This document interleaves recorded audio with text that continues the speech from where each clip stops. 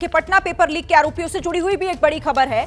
संजीव मुखिया समेत 13 आरोपियों को कोर्ट से झटका लगा है। संजीव मुखिया की अर्जी पर कोर्ट में सुनवाई हुई। पटना की एडीजे कोर्ट में अग्रिम जमानत पर सुनवाई हुई। कोर्ट ने कहा कि यह केस अब सीबीआई के पास चला गया है। अब सीबीआई की विशेष अदालत इस मामले की सुनवाई करेगी। तो आरोपियों को कोई राहत कोर्ट से नहीं मिली। जिस अग्रिम जमानत को लेकर यह याचिका दाखिल की गई थी, उस पर कोर्ट की यह टिप्पणी कि अब यह मामला क्योंकि सीबीआई के पास है, सीबीआई इस केस को देख रही है, तो सीबीआई की विशेष अदालत ही इस मामले की सुनवाई करेगी। तो संजीव मुखिया की अर्जी पर कोर्ट में सुनवाई हुई, लेकिन कोई फायदा इस पर आरोपियों को नहीं हुआ है।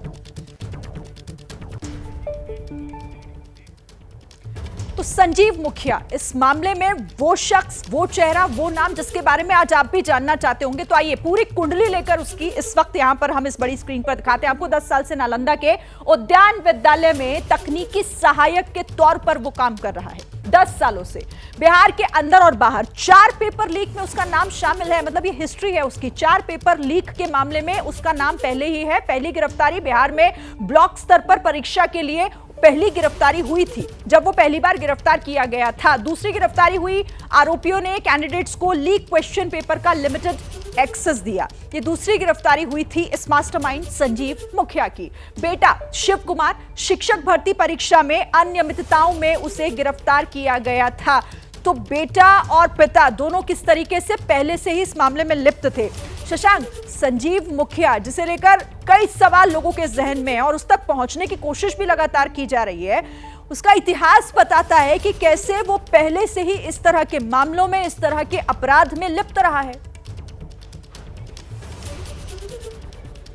देखिए, पिछले 20 सालों से वो विभिन्न प्रतियोगी परीक्षाओं का पेपर लीक कराता रहा है और एक मामले में वो दोषी पाया गया था और उसको जेल भी जाना पड़ा था। और उसका बेटा जो शिव है वो भी अपने पिता के रास्ते पे चल चुका है।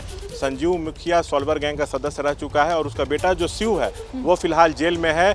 जो बीपीएससी शिक्षक भर्ती परीक्षा हुई थी उसका भी लिंक हजारीबाग से जुड़ा था। उस मामले में पुलिस ने उसको उज्जैन से गिरफ्तार किया था। संजीव मुखिया फिलहाल कहाँ है इसकी जानकारी किसी को नहीं है, लेकिन उसकी जो तलाश है वो लगातार की जा रही है और एक बहुत बड़ा नेक्सस उसका है। और एक जानकारी ये मिल रही है कि हाल के दिनों में उसके गिरोह में कई युवा भी जो हैं वो शामिल हुए हैं।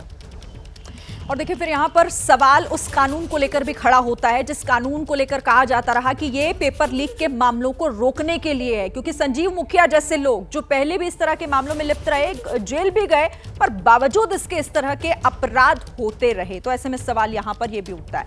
जैसे ही घड़ी का काटा दोपहर 2:30 पे आए, बबीता जी का दिल सास बहू साजिश के लिए मचल जाए।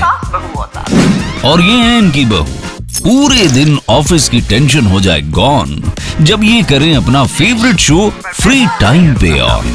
इनकी तरह आप भी देखिए अपना फेवरेट शो अपने टाइम पर और डाउनलोड कीजिए एबीपी लाइव ऐप अपने स्मार्ट टीवी पर।